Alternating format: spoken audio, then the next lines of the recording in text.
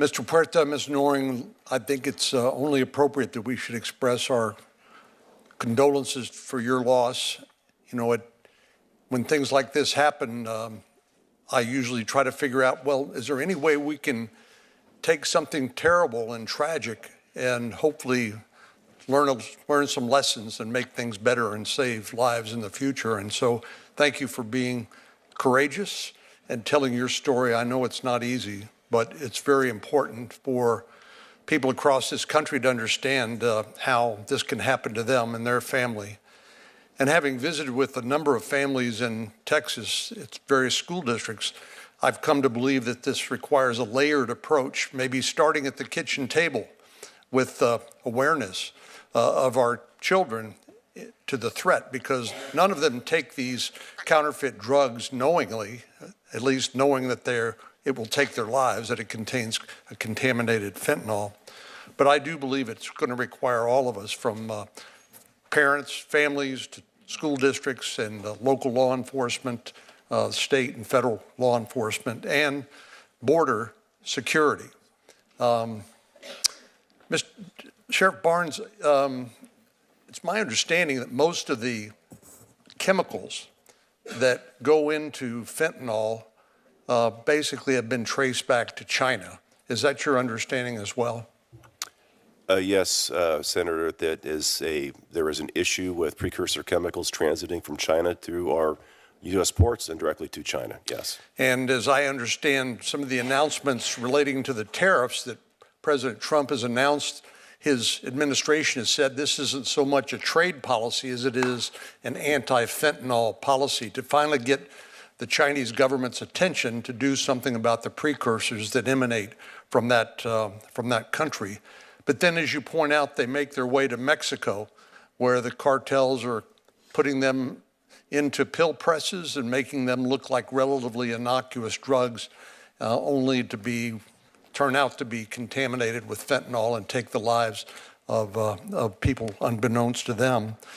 Do you believe that with improved border security, we can begin to stop some of the flow of the illicit drugs coming across the border, including fentanyl? Yes, Senator. What you described is a very complex system, almost a supply chain that starts in China, using transit, going to Mexico, the pill presses. It's not doing any one thing, it's doing 12 things simultaneously. So I do believe that addressing this issue is much more complicated than just any one thing. The HALT Act is a great start. But when you look at the pill presses, pressing pills, that's one issue. The border obviously is going to be the most significant issue as we shut down the border and the pathway for illicit fentanyl to make its way back into the United States. But it's that and many other things that have to take place. So I heard Senator Durbin's statement, which I disagree with, that says that the vast majority of the fentanyl comes across the ports of entry transported by American citizens. Is there anybody on the panel who subscribes to that point of view? Dr. Farfan, do you think any one of the 1.7 million gotaways during the last 4 years have been transporting fentanyl? 1.7 million of? Well, during the Biden administration, out of the millions of people that were welcomed into the country and released, there were 1.7 million that appeared on various sensors, cameras and things like that, that evaded law enforcement and made their way into the interior of the United States. Do you think any one of those 1.7 million individuals that were evading law enforcement were transporting fentanyl?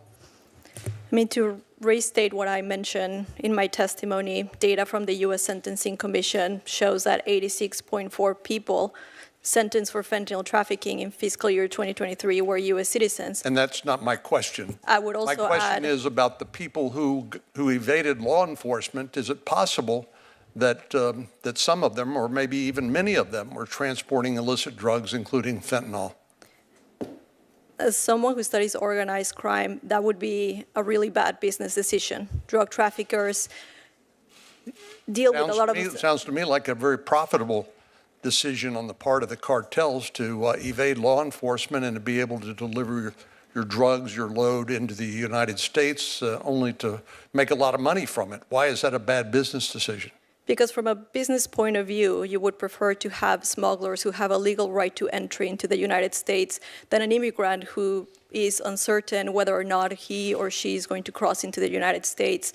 So if you're looking at it from the point of view of, will we turn a profit or not in this particular shipment, putting your shipment in the hands of an immigrant who does not have a legal right to entry into the U.S. is actually a bad business decision. Sheriff Barnes, you agree with that? I do not. There's two different facets here. You have the trafficking of the narcotic, which is oftentimes in large bulk. In our experience in intervention and interdiction, as those are oftentimes residents of Mexico, the distribution of that or sales of it, I think to Dr. Farfan's point, might oftentimes be carried out by U.S. citizens in the drug trafficking market. So it's a combination of both. But the vast majority of the large quantities coming across, has been my experience, are being conducted by Mexican nationals. The distribution and sales inside the continental United States oftentimes has been carried out by U.S. citizens.